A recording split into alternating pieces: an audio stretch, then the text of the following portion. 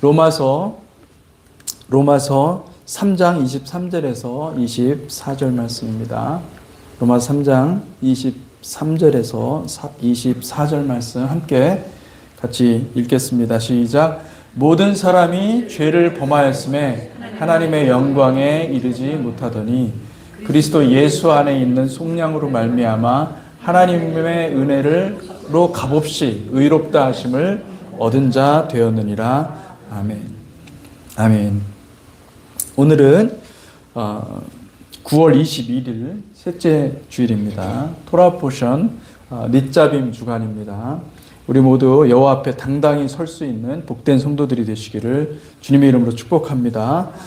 아멘. 마지막 때에 가장 큰 축복은 하나님께서 사람들을 세우실 때 우리의 이름이 선택되는 것이죠. 그래서 하나님께서 이 택한 백성들에게 기름 부으시고 그리고 또 영광스럽게 사용하실 것을 믿습니다. 아멘. 그런 의미를 담아서 우리가 이렇게 한번 서로 인사합시다. 우리 함께 구원의 좁은 길을 갑시다. 우리 함께 구원의 좁은 길을 갑시다. 아멘. 누가복음 13장 24절. 좁은 문으로 들어가기를 힘쓰라. 내가 너희에게 이르노니 들어가기를 구하여도 못하는 자가 많으리라. 사랑하는 성도 여러분, 우리가 예수 믿고 우리가 길을 발견하는 사람들입니다. 구원의 길을 찾아가는 사람들입니다. 세상에서는 찾는 이들이 별로 없습니다. 이 구원의 좁은 길을 관심조차 안 가지고 있는 것입니다. 그렇기 때문에 여러분, 이 길은 여러분이 정말로 마음에 내가 정말 주님께서 열어주시는 그 구원의 길에 가야 되겠다, 이런 각오와 헌신과 결단이 있기를 축복합니다. 아멘. 이 구원의 길을 생각하면 저는 노아가 생각이 납니다. 노아는 먹구름 한 점 없는 마른 하늘에 높은 산 꼭대기에서 구원의 방주를 부지런히 만들었습니다. 사람들은 노아가 세상과 담쌓고 살더니 망령 들었다, 놀려대었습니다. 주님께서 뭐라고 말씀하셨냐면 마태복음 24장 37절에 39절의 말씀에 보니까 노아의 때, 마지막 때는 노아의 때와 같다, 그렇게 말씀하시는 것이죠. 그래서 37절, 38절, 39절 같이 한번 읽어볼까요? 시작. 노아의 때와 같이 인자의 임함도 그러하리라. 홍수 전에 노아가 방주에 들어가던 날까지 사람들이 먹고 마시고 장가들고 시집가고 있으면서 홍수가 나서 그들을 다 멸하기까지 깨닫지 못하였으니 인자의 임함도 이와 같으리라. 아멘. 여러분, 많은 사람들이 언제 주님이 오신다고 생각을 해. 맨날 주님이 오신다고 얘기만 했지 결국은 안 오실 거야. 마음속으로 그렇게 생각을 한다는 거예요. 그래서 가장 중요한, 우리가 주님을 맞이하고 주님 앞에 설 준비를 해야 되는데 그것을 하지 못한 채 살아가다가 그리고 마지막 주님이 오시는 그 순간에 깨닫게 된다는 거예요. 그때는 이미 늦은 것입니다.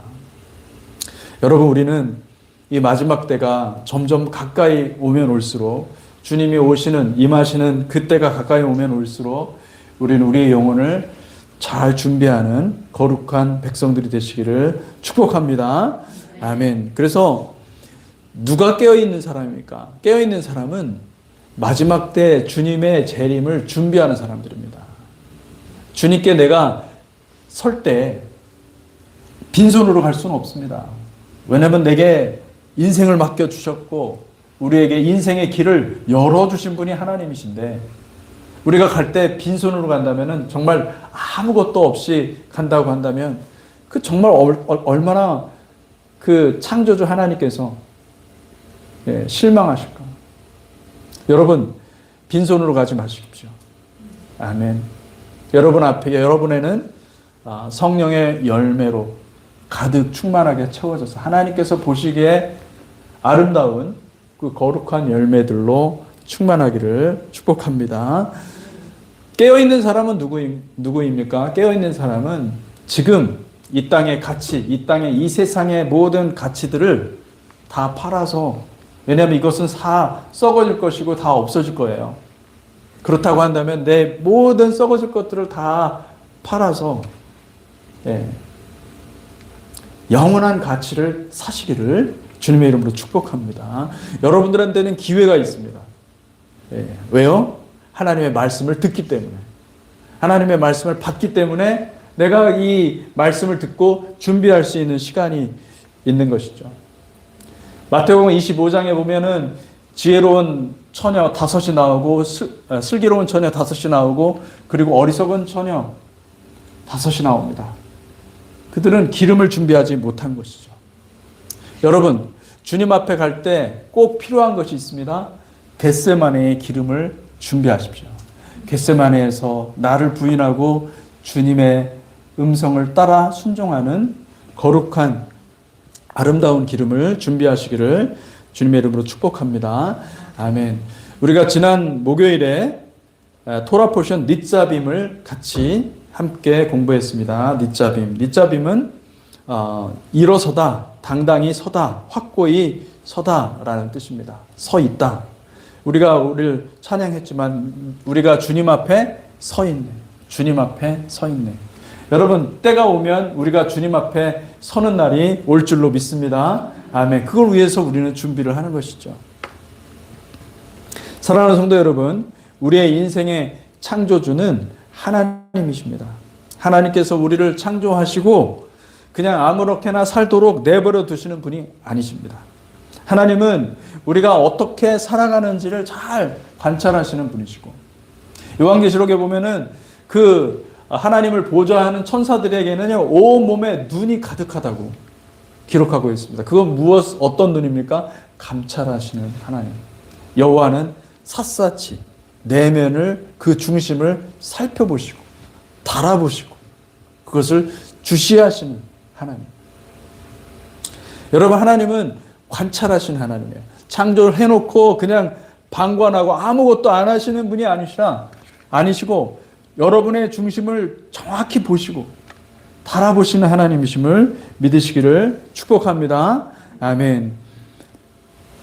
그래서 여러분, 하나님은 우리에게 인생을 창조해 놓고 우리의 인생 결과물을 보기를 원하시는 것이죠. 하나님은 이 땅에 가장 고귀한 아들을 주셨는데 여러분은 주님 앞에 나아갈 때 무엇을 가지고 가시렵니까? 사랑하는 성도 여러분, 주님은 첫 열매입니다. 부활의 첫 열매입니다. 그 열매들을, 주님의 열매들을 반드시 가지고 가시기를 주님의 이름으로 축복합니다.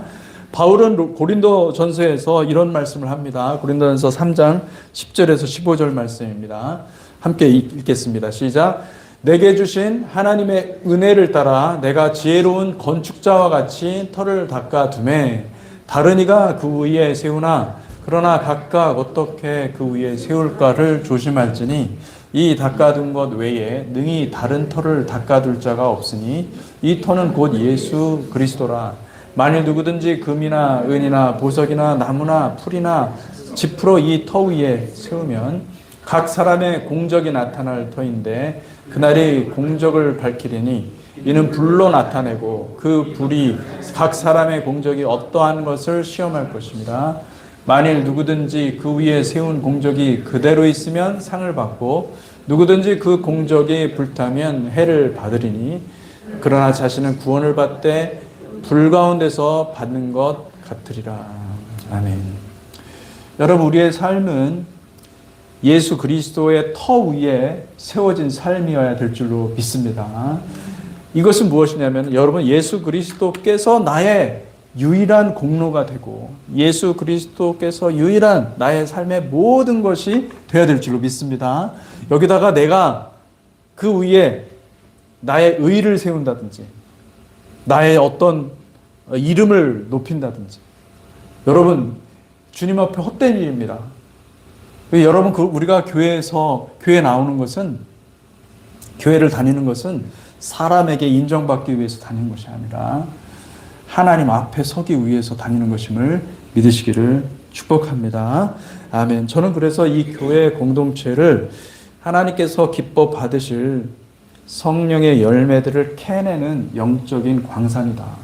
이렇게 생각을 합니다. 할렐루야. 아멘. 여러분 앞에 고난이 있죠? 교회 다니는데 왜 하나님 나한테 이런 고난을 주십니까? 네. 그 고난을 통해서 여러분 정말 기도하면서 잘 감당하다가 여러분들이 놀랍게도 이곳에 금과 은과 보석 같은 천국에서 보면은 너무나 놀라운 거예요. 이 성령의 열매들, 그 인내들을 여러분들이 발견하시기를 축복합니다. 아멘. 그래서 이 공동체가 너무나 아름다운 것이고, 교회라는 이 영적인 광산에서 하나님의 아름다운 성령의 열매들을 많이 캐내는 저 여러분들이 되시기를 축복합니다. 그 외에 자세한 내용들은 제가 토라 포션 목요일 날 영상에 올려놨으니까 여러분 관심 있으신 분들은 영상을 찾아보시고 깊은 묵상과 성찰 있기를 축원합니다. 아멘. 오늘 함께 읽은 말씀, 오늘 설교의 제목은 실상을 폭로하기. 복음은 세상의 실상을 폭로합니다. 라는 제목으로 말씀을 같이 살펴보기를 원합니다. 바울은 로마서를 통해서 로마의 성도들에게, 로마의 교회들에게 예수 그리스도의 십자가의 복음을 다시 한번 선포하고 계십니다. 사랑하는 성도 여러분, 새벽마다 로마서를 함께 묵상하면서 우리의 영혼을 복음의 능력으로 새롭게 무장하기를 축복합니다. 바울은 복음을 전하면서 가장 먼저 매우 어둡고 절망적인 소식을 먼저 꺼내들고 있습니다. 오늘 읽은 말씀과 같이 모든 사람이 죄를 범하였음에 하나님의 영광에 이르지 못하였더니. 아마 당시에 이 청중들은 바울의 복음이 굉장히 충격으로 다가왔을 것입니다. 왜냐하면 그가 가는 곳마다, 그가 말씀을 선포하는 곳마다 놀라운 성령의 역사도 일어났지만은 적지 않은 소동이 일어났어요. 사도행전에 보면 수많은 사람들이 그의 복음을 듣고 소동이 일어나고 그를 잡아 죽이려고 하고 했던 것을 볼 수가 있습니다. 왜 잡아 죽이려고 했을까요? 무엇 때문에? 그들의 내면의 실상을 다 드러냈기 때문에 그런 것입니다. 사도행전 21장 30절에 한번 읽어보겠습니다. 시작. 온 성이 소동하여 백성이 달려와 모여 바울을 잡아 성전 밖으로 끌고 나가니 문들이 곧 닫히더라. 사랑하는 성도 여러분, 복음은 편안한 분위기를 연출하지 않습니다. 복음은 세상의 관점에서 보면 굉장히 위험한 거예요. 여러분, 찰리 커크는 자기가 복음을 전하다가 살해당할 것을 알았습니다. 미리. 그것을 알고 항상 두려워했다고 그래요. 그렇지만은 계속해서 기도를 한 거예요. 하나님, 내가 내 목숨 하나밖에 없지만 하나님께 드리겠습니다. 복음이 왜 그렇게 위험하냐면 세상의 비리를 폭로하기 때문에. 세상은 발전하는 것 같죠? 세상은 더 정말 아름다운 사회가 될 것 같죠? 그렇습니까? 그렇지 않습니다. 우리의 내면의 실상, 우리 세상의 그 깊은 그 내부의 실상은 오직 하나님만이 아시는데 하나님께서 그것을 정확하게 복음을 통해서 얘기를 하시기 때문에 세상 사람들은 복음을 전하는 사람들을 싫어하는 것입니다.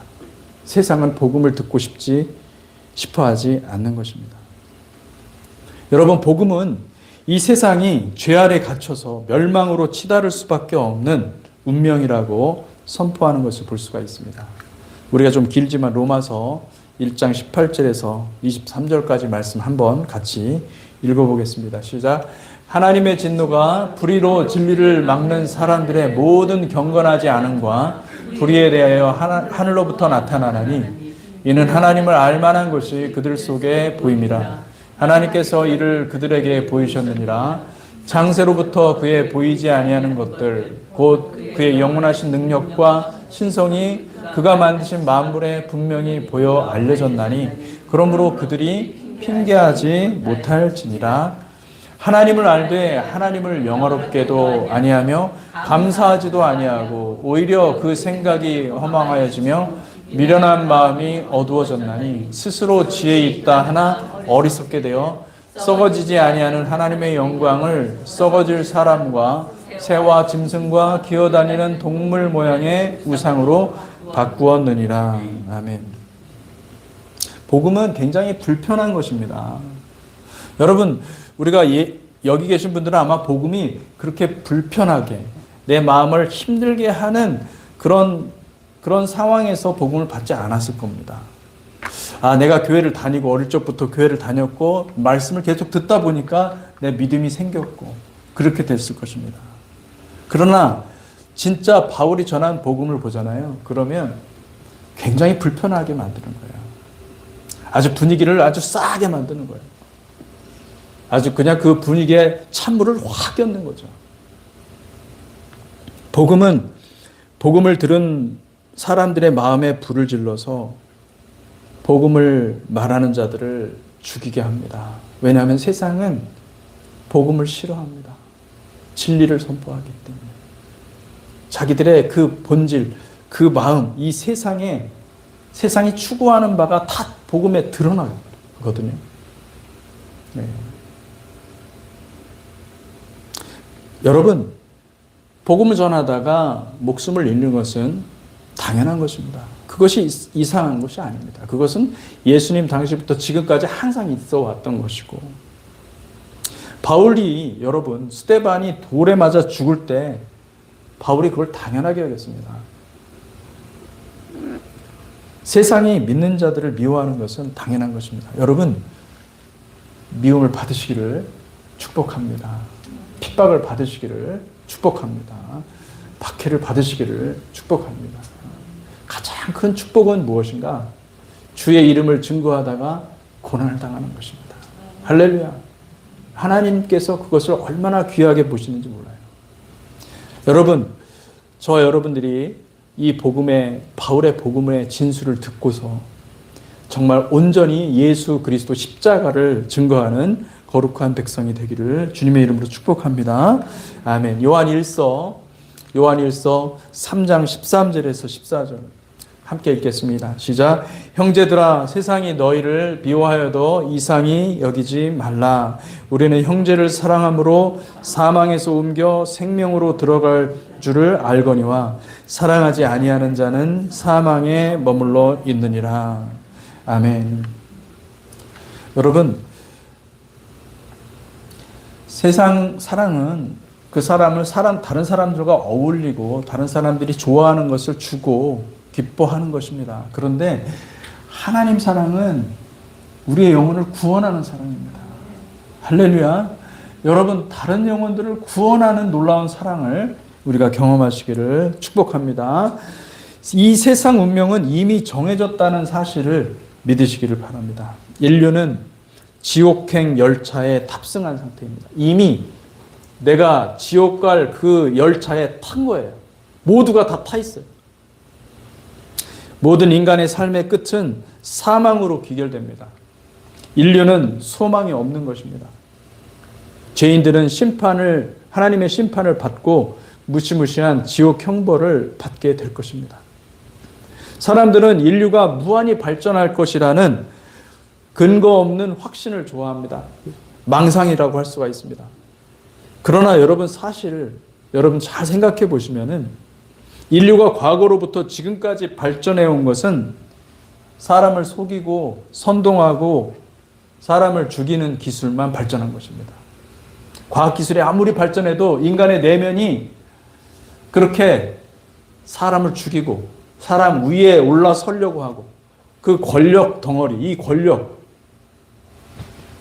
그 오만과 그 교만이 자리 잡고 있으면요, 그 사회는 지옥 같은 사회가 되는 것입니다. 발전할 수 없습니다. 우리는 여전히 예수님 당시나 지금이나 똑같이, 더하면 더했지 절대로 더 선해지지 않았습니다. 우리는 여전히 죄의 지배 아래 놓여 있고 진보는커녕 파괴와 자멸의 내리막길로 치닫고 있는 것입니다. 바울은 우리 운명이 파멸과 멸망이 될 수밖에 없는 이유를 한마디로 우리 마음에 하나님이 아닌 우상을 만들고 그것을 섬겼기 때문이라고 말을 하고 있는 것입니다. 로마서 1장 28절에서 32절 함께 읽겠습니다. 시작.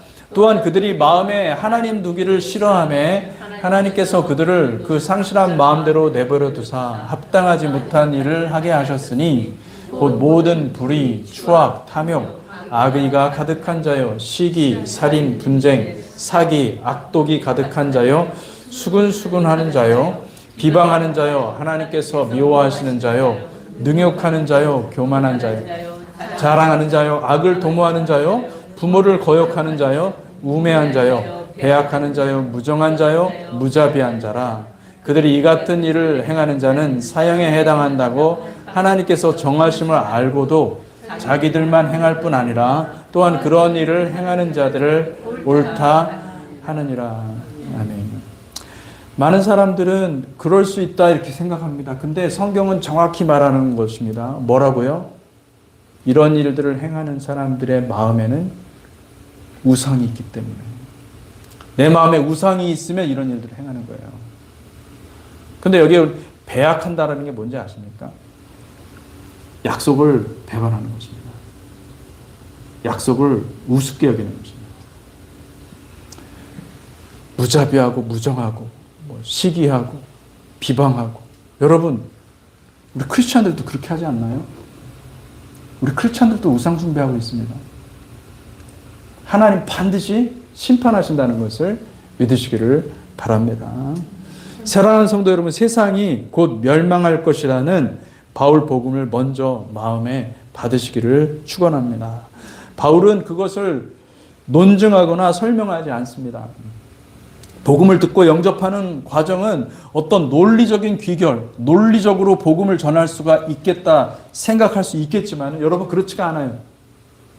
복음은 먼저 하나님의 심판을 선언하는 방식으로 사람들의 마음을 불편하게 하는 것입니다. 여러분, 사람들의 마음을 불편할지라도 복음을 선포하시기를 축복합니다. 그 복음의 내용은 무엇이어야 됩니까? 하나님의 진단.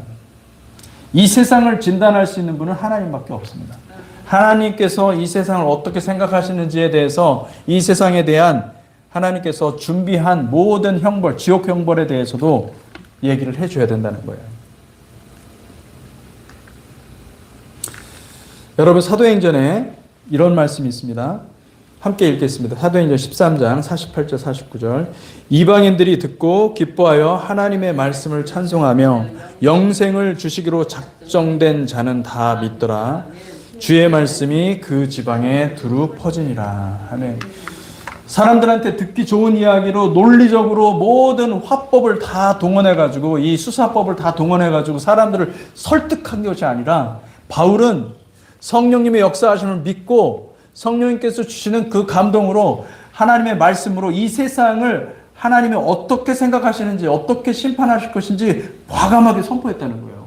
근데 듣는 사람들 가운데 성령께서 택한 자들을 구원을 주시기로 영생을 주기로 작정한 사람들은 다 믿더라. 할렐루야. 아멘.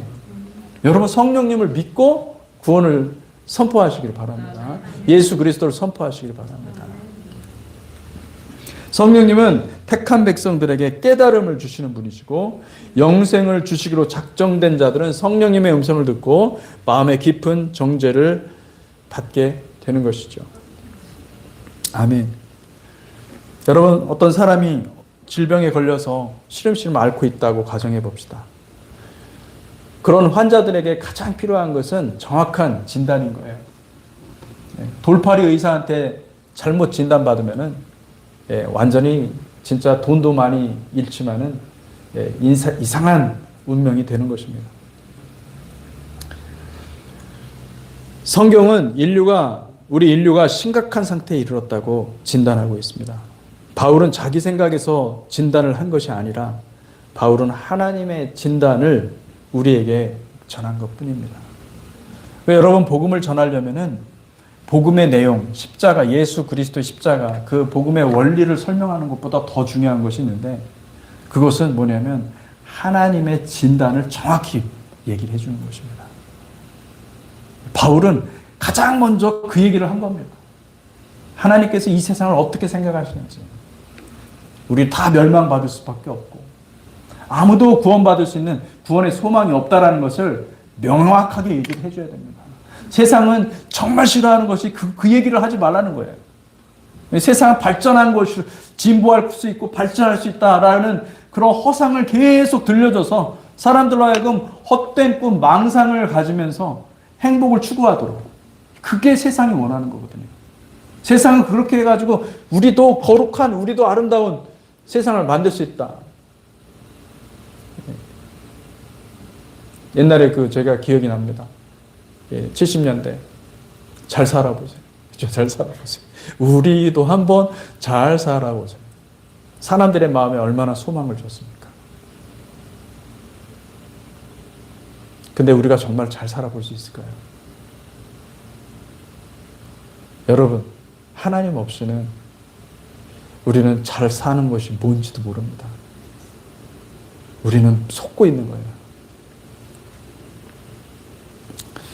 하나님의 마음을, 하나님의 진단을 마음에 받고 그리고 믿음으로 결단하는 저와 여러분들이 되시기를 축복합니다. 예수를 못 믿어서, 여러분 예수님에 대한 복음을 못 들어서 이해를 못해서 구원받지 못하는 것이 아닙니다. 그게 아니라 이거를 동의하지 않는 거예요. 이 세상이 망할 것이라는 것을 동의하지 않는 거예요. 예수를 만나지 못했다는 것은 뭐냐면 그걸 깊이 내가 동의를 해야 돼요. 그걸 깊이 깨달아야 돼요. 아, 나 이대로 가면 죽는다. 나 이대로 가면은 완전히 지옥이다. 지옥이 정해져 있다. 라는 것을 처절하게 깨달아야 거기서 다시 복음이 들리는 거거든요. 근데 그것이 없으니까 사람들은 그걸 믿고 싶지 않는 것이죠. 그러니까 그것을 얘기를 해줘야 되는 것입니다. 할렐루야. 아멘. 그래서 여러분, 복음을 듣고 그 자리에 머물러 있으면은 절대로 구원받지 못하는 것이죠. 믿으면 구원받는다고요? 절대 그렇지 않습니다. 여러분, 사람의 인식이 바뀐다고 구원 얻습니까? 아닙니다. 물론 설교를 통해서 인식이 바뀌죠. 어느 정도 인식이 바뀌죠. 그렇지만은 여러분, 구원은 여러분들의 이 세상이라는 침몰하는 타이타닉 운명의 배에서 구원의 방주로 옮겨 타는 행위를 반드시 해야 되는 것입니다. 하나님의 진단과 처방을 전심으로 받은 자들은 첫째로 결단합니다. 아, 나는 세상을 사랑하지 않고 세상의 행복을 내가 세상으로부터 속지 않고 이제 하나님의 말씀으로 살겠다라는 결단을 하게 되는 것이죠. 그리고 구원의 길을 따르겠다라는 헌신을 하게 되는 것이죠. 여러분, 결단과 헌신이 여러분 가운데 있기를 주님의 이름으로 축복합니다. 아멘. 세상이라는 침몰하는 타이타닉호에 그대로 남아있지 마십시오. 그곳에 화려하고 값진 보석들이 아무리 많더라도 여러분, 그것이 나를 현혹하고 내 눈에 막 굉장히 아름다운 것들을 많이 준다 할지라도 여러분 거기서 떠나셔야 돼요. 진리를 믿고 거기서 떠나셔야 돼요. 그것을 추구하는 나의 엔진을 박살내버려야 돼요. 할렐루야. 사람들은 침몰당할 타이타닉호에서 조금이라도 얻어 먹어보겠다고 이곳저곳 기웃거립니다. 그게 세상이 원하는 것이죠. 그러다 다 같이 죽자는 거죠. 다 같이 망하자. 세상에 대한 여러분의 미련을, 여러분의 자아의 미련을 모두 버리시기를 주님의 이름으로 축원합니다. 롯의 아내는 세상에 대한 자아의 미련을 버리지 못하고 뒤를 돌아보아서 결국은 소금 기둥이 되었습니다.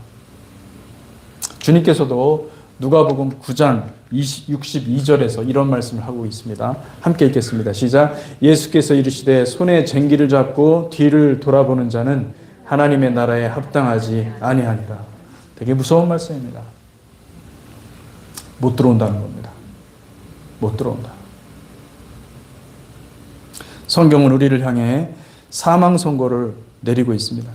사랑하는 성도 여러분, 구원의 길에는 세상의 짐들이 필요하지 않습니다. 집에 불이 나면은 여러분 무조건 나와야 되는 거예요. 생명이 가장 우선한 가치니까 여러분 나의 생명과 우리 자녀의 생명만 건져놓고 무조건 뭐 옷도 가져러 가지 말고 무조건 나와야 돼요. 불이 얼마나 무섭습니까? 이 세상에 지금 불이 붙은 것입니다. 심판에 불이 붙은 것입니다. 하나님이 심판하신다고 말씀하셨고 반드시 보이는 것은 전혀 그렇지가 않아요. 뭐 발전할 것 같고 AI가 나와가지고 막 편리한 세상이 될 것 같죠. 절대 그렇지 않습니다. 하나님의 심판이 반드시 임하는 것이고 우리는 빨리 나가야 돼요. 이 세상에 있는 것들을 그 가치를 부여하지 마세요. 벗어버려야 됩니다.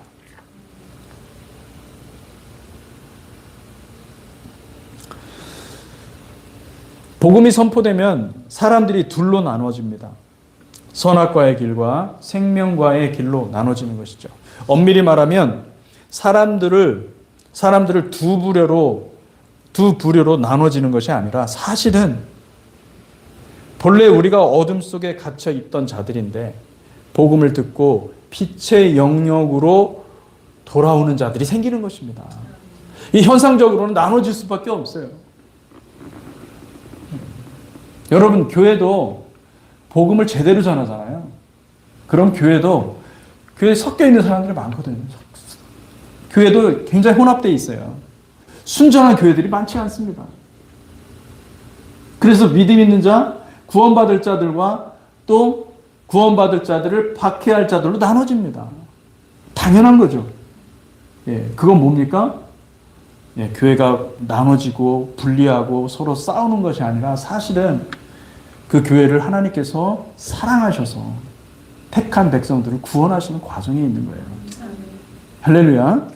아멘. 그래서 구원이 임할 때는 언제나 그렇습니다. 역사를 봐도 그 외형적인 모습은 항상 분리였어요. 분리. 여러분 개신교의 이름이 프로테스턴트, 그죠? 프로테스턴트. 무슨 뜻인지 아십니까? 프로테스탄트는요, 저항하는 자들, 항거하는 자들. 프로테스트.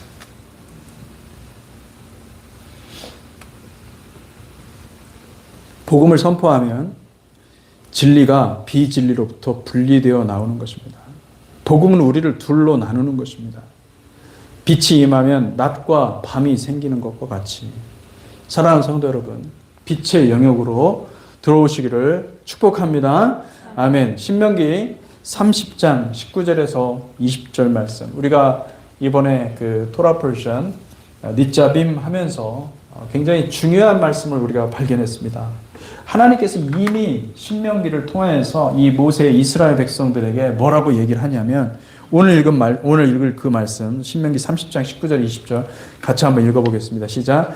내가 오늘 하늘과 땅을 불러 너희에게 증거를 삼노라. 내가 생명과 사망과 복과 저주를 내 앞에 두었은즉 너와 내 자손이 살기 위하여 생명을 택하고 내 하나님 여호와를 사랑하고 그의 말씀을 청종하며 또 그를 의지하라.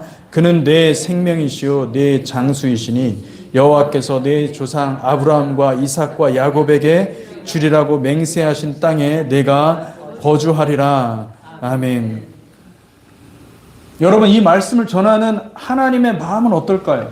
이 말씀을 전하는 모세의 마음은 어떨까요?